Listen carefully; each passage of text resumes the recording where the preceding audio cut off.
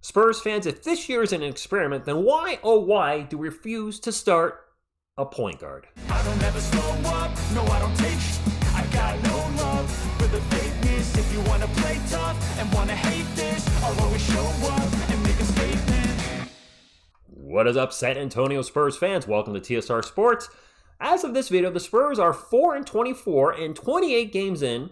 We've had 0 games with a starting point guard. It's been Jeremy Sohan, Malachi Branham, your mom, whatever it's been. It has not been an actual point guard. I got to thinking about this morning. Wanted to talk about a few things with you guys and get your thoughts. Why this refusal to start a natural point guard on our San Antonio Spurs? Let me know in the comments down below. Do you think Pop's stubborn, is trying to prove a point? Maybe he just thinks all our point guards suck? I don't know. Hit the thumbs up if you like support the channel and subscribe to become part of our wonderful community. So here are 3 point guards on the team from your left to right. Devontae Graham, Trey Jones, and Blake Wesley, covered up a little by me. Sorry, Blake. Here, we'll show Blake real quick because it's rude to cover him up. Hey, Blake. And in the back. All right, so got some stats here for you. Trey Jones has played 24 games this year, has started 0. He's averaging 23 minutes a game, which is down from last year. His contract is almost $10 million this year, and he's under contract next year for $9 million. So why pay this guy so much money just to be a backup point guard? And I'm not the biggest Trey Jones fan. I think he's undersized. He's a terrible three-point shooter, but he is without a doubt the best point guard that we have, infinitely better than Jeremy at point guard. So why are we not starting Trey? I do get why we did the Jeremy Sohan point guard experiment. Totally get it. It was a failure. So be it. Why is he not getting the start?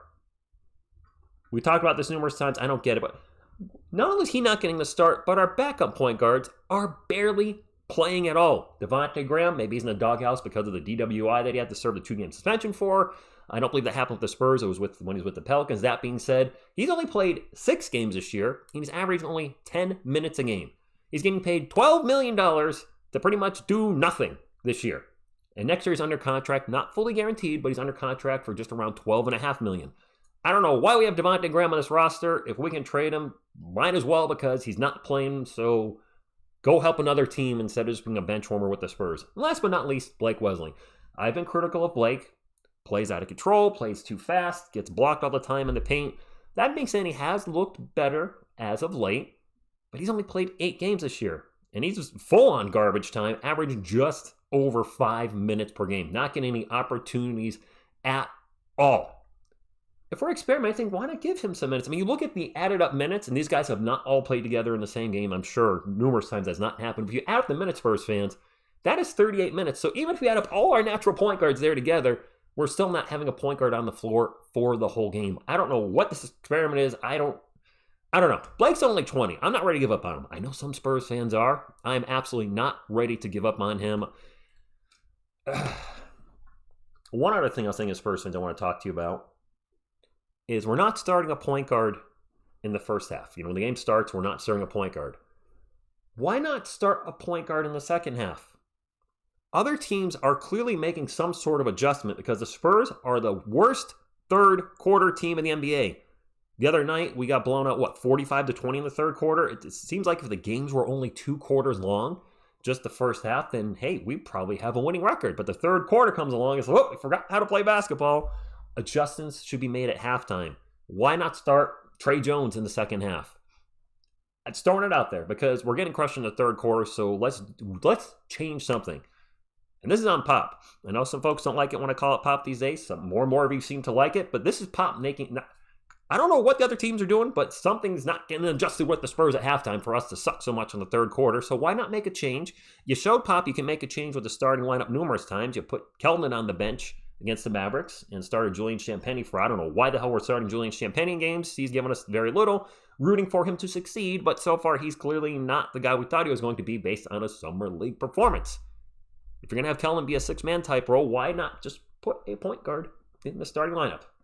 That being said, Spurs fans, we'll be back live tonight for the game against the Utah Jazz. That is maybe a winnable game, depending if some of their starters are out.